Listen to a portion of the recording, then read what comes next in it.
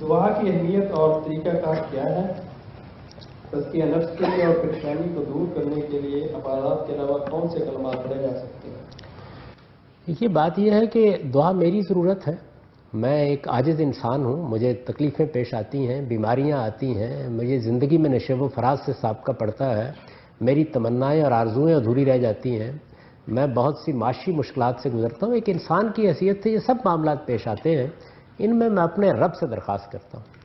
تو اپنے پروردگار سے درخواست، یعنی ہمارے دنیا میں جو تعلقات ہیں، کبھی اپنی ضرورت کے لیے ماں سے بات کریں گے، باپ سے بات کریں گے، کبھی کسی بزرگ سے بات کریں گے، کسی خاندان کے بڑے سے بات کریں گے، کسی سیاسی رہنما سے بات کریں گے. سب سے بڑا کون ہے؟ اس کائنات کا خالق ہے. تو اس کے حضور میں جا کے درخواست پیش کرتے ہیں، یہ دعا ہے. اور یہ بات بالکل ٹھیک ہے کہ اللہ تعالیٰ نے بہت سے معاملات کو دعا سے معلق کیا ہوتا ہے. یعنی یہ طے کیا ہوتا ہے کہ میں اپنے بندے کو اگر مانگے گا تو دوں گا، تو اس لیے خوب مانگیے. سیدہ عائشہ رضی اللہ عنہ نے بڑی خوبصورت بات کہی ہے کہ بازار سے اپنے بوٹ کا تسمہ لینے کے لیے جا رہے ہو تو اس کے لیے بھی دعا کر کے جاؤ. اس لیے کہ اللہ تعالیٰ سے مانگیے، وہ بہت دینے والا ہے، بڑا کرم فرمانے والا ہے. اور اگر کسی وقت دعا قبول نہیں ہوتی تو یہ سمجھ لیجئے کہ خدا کی کوئی بڑی حکمت ہے. اس لیے کہ دعائیں اگر وہ سب کی ایک وقت میں قبول کر لے تو دنیا کا نظم نہیں چل سکتا. ایک ہی وقت میں کسان کہہ رہا ہوتا ہے کہ پروردگار بارش اس کو روک لے، میری فصل تباہ ہو جائے گی. ایک آدمی کھڑا ہوا یہ کہہ رہا ہوتا ہے کہ میری جھونپڑی گر جائے گی. اور کچھ لوگ ایک باغ کے کنارے کھڑے ہو کہہ رہے ہوتے ہیں کیا خوبصورت منظر ہے، پروردگار بارش ہی برساتا رہے. تو اب یہ دیکھیے کہ اللہ تعالیٰ کو تو مجموعی حکمت پر فیصلے کرنے ہوتے ہیں. تو ہماری دعائیں بعض اوقات قبول نہیں ہوتی، لیکن ان کا اجر ہمارے لیے آگے رکھ لیا جاتا ہے. یہی بات اللہ کے پیغمبر نے بھی واضح فرمائی ہے، خوب دعا کرنی چاہیے. مشکلات اور مصیبتوں میں خاص طور پر نماز میں دعا کیجیے. ہم نے نماز کو بالکل دعا سے اور مناجات سے الگ کر لیا ہے. نماز میں جو چیزیں عربی زبان میں ضروری ہیں وہ صرف سورہ فاتحہ اور اس کے ساتھ قرآن ملانا ہے، اور اللہ اکبر کہنا، سمع اللہ، یعنی جو بلند آواز سے کہی جاتی ہیں. باقی نماز آپ کی ہے، اردو میں پڑھیے، انگریزی میں پڑھیے، عربی میں پڑھیے، جس زبان میں چاہے پڑھیے. خدا سے مناجات کیجیے، دعا کیجیے.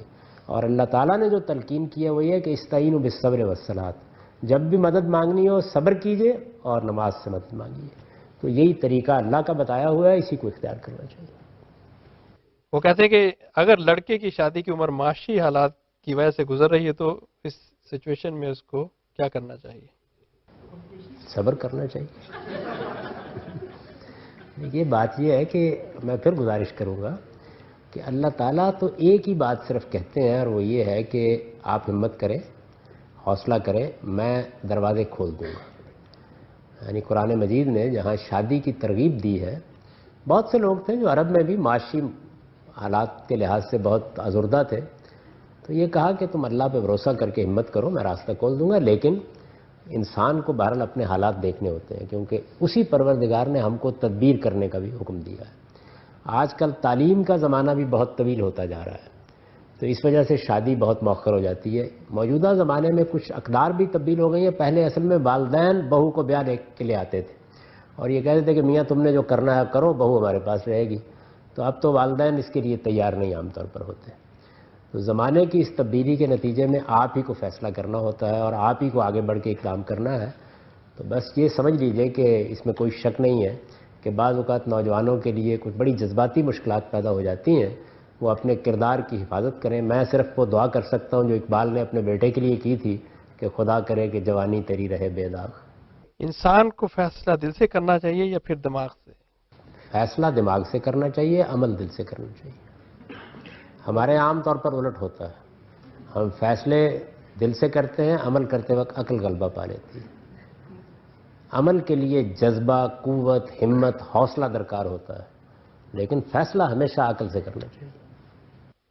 انہوں نے پوچھا اسپیشلی دین کے معاملے میں.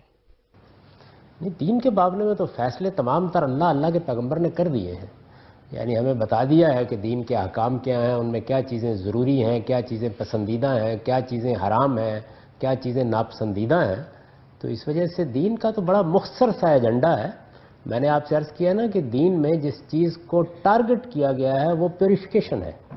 وہ کوئی حکومت نہیں ہے، وہ کوئی اقتدار نہیں ہے، وہ کوئی نظام نہیں ہے، یہ بالکل دور حاضر کے مغالطے ہیں۔ وہ اصل میں کیا ہے، میری اور آپ کی پیوریفیکیشن، مجھے پاکیزہ ہونا ہے، اور خدا اپنے پاکیزہ بندوں کا انتخاب کر رہا ہے اپنی جنت کے لیے، اس انتخاب میں مجھے کامیاب ہونا ہے۔ تو اس وجہ سے دین میں تو آپ کو ایک ہی فیصلہ کرنا ہوتا ہے کہ مجھے اپنے آپ کو آلودہ نہیں ہونے دینا، پاکیزہ رکھنا ہے، منڈی میں بھی، بازار میں بھی، گھر میں بھی، سیاست میں بھی، معاشرت میں بھی، بیوی کی حیثیت سے بھی، شوہر کی حیثیت سے بھی، باپ کی حیثیت سے بھی، اولاد کی حیثیت سے بھی۔ تو اپنے آپ کو پاکیزہ بنانے کی صحیح کیجیے، یہی دین کی دعوت ہے اور یہی پیغام ہے۔